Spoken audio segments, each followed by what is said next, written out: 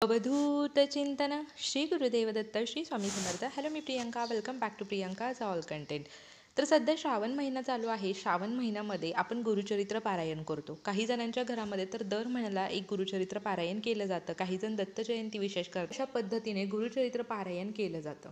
पण गुरुचरित्र पारायण जे आहे त्याचं उद्यापन कसं करावं, गुरुचरित्र पारायणाचं जे उद्यापन आहे ते अगदी सोप्या पद्धतीने कसं करावं, कोणती आरती आपल्याला म्हणायची आहे, गुरुचरित्र पारायणाचं उद्यापन हे 7व्या दिवशी करावं की 8व्या दिवशी करावं, नैवेद्य काय बनवायचा आहे, किती प्रमाणामध्ये नैवेद्य दाखवायचे आहेत, त्याचप्रमाणे स्वयंपाक जो आहे तो आपल्याला कसा बनवायचा आहे, ग्रंथ कसा हलवायचा आहे, अशा अनेक प्रश्नांनी आपल्या मनामध्ये गोंधळ घातलेला असतो. गुरुचरित्र पारायण तर सर्व करतात, पण त्याचं उद्यापनही आपल्याला व्यवस्थित पद्धतीने केलं तर त्या पारायणाचं संपूर्ण पुण्यफळ प्राप्त होत असतं. तर आजच्या व्हिडिओमध्ये अगदी सोप्या पद्धतीने गुरुचरित्र पारायणाचं उद्यापन मी तुम्हाला सांगणार आहे. त्यामुळे व्हिडिओ स्किप न करता संपूर्ण पहा आणि कमेंटमध्ये श्री गुरुदेव दत्त किंवा श्री स्वामी समर्थ लिहायला विसरू नका. आपण दत्त जयंती विशेष गुरुचरित्र पारायण करतो तेव्हा त्या गुरुचरित्र पारायणाची सांगता ही 8व्या दिवशी केली जाते.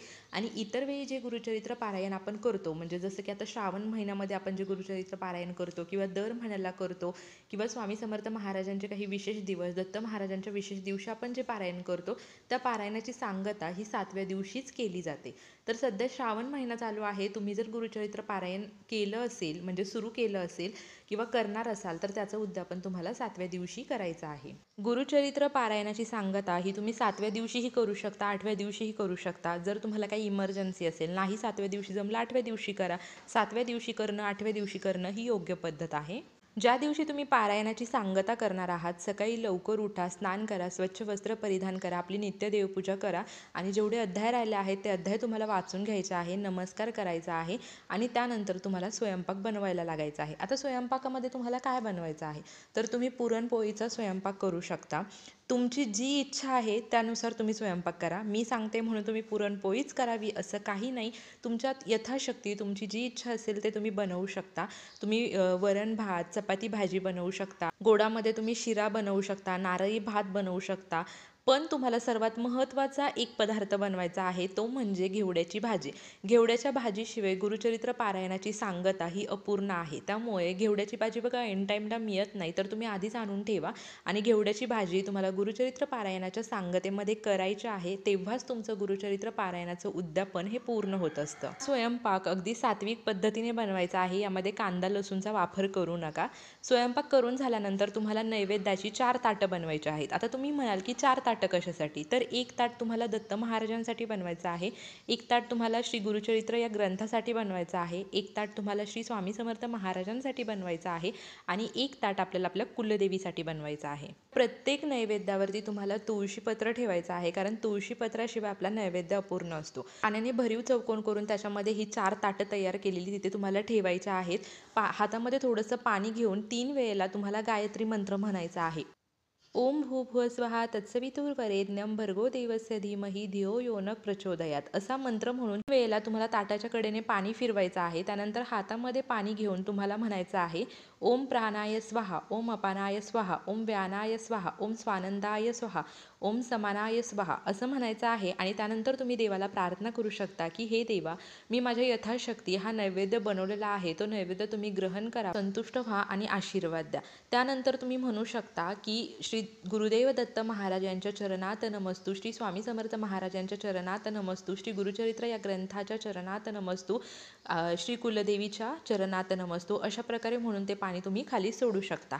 तर अशा प्रकारे तुम्हाला नैवेद्य दाखवायचा आहे. तुम्ही गायीसाठी तुमच्या घरी किंवा जवळपास गायी असेल तर तिच्यासाठी सुद्धा तुम्ही नैवेद्य करू शकता आणि कुत्र्यांना सुद्धा तुम्ही नैवेद्य देऊ शकता. हा जो नैवेद्य आहे तो तसाच तुम्हाला तिथे 15-20 मिनिटं किंवा अर्धा तास ठेवायचा आहे. त्यानंतर एक ताट तुम्ही गाईला खायला द्या आणि राहिलेली जी 3 ताटं आहेत त्यातील तुम्ही नैवेद्य म्हणून, प्रसाद म्हणून आपल्या घरातल्या व्यक्तींनी खायचा आहे. पण फक्त घरातल्या व्यक्तींनीच तो नैवेद्य प्रसाद म्हणून खायचा आहे, किंवा जास्तीचं अन्न असेल तर तुम्ही पूर्ण गाईला देऊ शकता. त्यानंतर जो गुरुचरित्र ग्रंथ आहे तो 3 वेळेला उचलायचा आहे आणि खाली ठेवायचा आहे अशा पद्धतीने, किंवा मग तुम्ही आहे त्या जागेवरती थोडासा हलवायचा आहे. याने आपली पारायणाची सांगता पूर्ण होत असते. त्यानंतर आपल्याला आरती करून घ्यायची आहे. आरती करताना सर्वात आधी गणपती बाप्पांची आरती करा, नंतर दत्त महाराजांची आरती करा, नंतर कुलदेवीची आरती करा आणि नंतर तुम्ही श्री स्वामी समर्थ महाराजांची आरती करायची आहे. अशी आरती तुम्हाला करून घ्यायची आहे किंवा मग तुम्ही फक्त गणपती बाप्पा आणि दत्त महाराजांची आरती केली तरीही चालेल. तुम्हाला जसं जमेल तसं तुम्ही करू शकता. नैवेद्याच्या शेजारी एका पेल्यामध्ये देवांसाठी पाणी ठेवा. त्यानंतर तुम्हाला एक जोडपं बोलवायचं आहे. त्या जोडप्याचा तुम्हाला आदरातिथ्य करायचा आहे. म्हणजे स्त्री असेल तर तिला हळदी कुंकू लावा, पुरुष असेल त्यांना गंध लावा. तर तुम्ही त्यांना नमस्कार करून त्यांचा आशीर्वाद घ्यायचा आहे. तुम्ही जे स्वयंपाक बनवलेला आहे तो त्यांना जेवू घालायचा आहे. त्यांना त्यांचं पोट भरेपर्यंत, ते तृप्त होईपर्यंत त्यांना जेवू घालायचं आहे. जेवण झाल्यानंतर तुम्ही त्या स्त्रीची ओटी भरण करू शकता, तिला साडी नेसवू शकता आणि जो पुरुष असेल त्याला तुम्ही तुमच्या यथाशक्ती जी काही तुम्हाला शक्य आहे अशी दक्षिणा तुम्ही देऊ शकता. तुम्हाला जर जोडपं शक्य नसेल तर तुम्ही ब्राह्मण जोडीला सुद्धा जेवायला घालू शकता.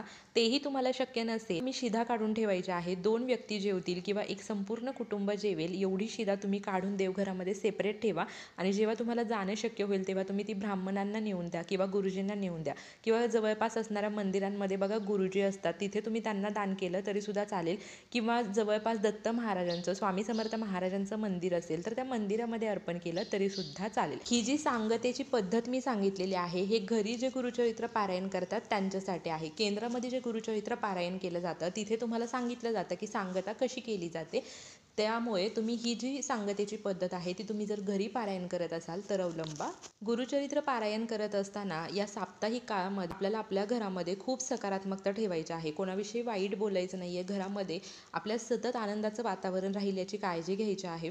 घरामध्ये स्वच्छता ठेवायची आहे. सतत गोमूत्र शिंपडायचं आहे की जेणेकरून तुमचं घर शुद्ध राहील, नकारात्मक शक्ती तुमच्या घरामध्ये येणार नाही. तुम्ही काय स्वयंपाक बनवताय यापेक्षा तुम्ही किती श्रद्धेने पारायण करताय ना हे महत्त्वाचं आहे.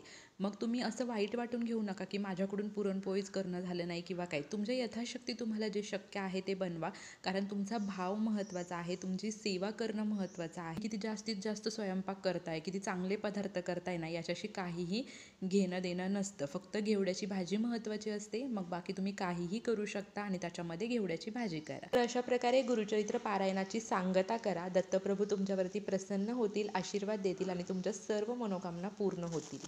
झालेली सेवा मी महाराजांच्या चरणी रुजू करते. व्हिडिओ आवडला असेल तर लाईक, शेअर, कमेंट नक्की करा. Shri Swami Samarth. Bless you all.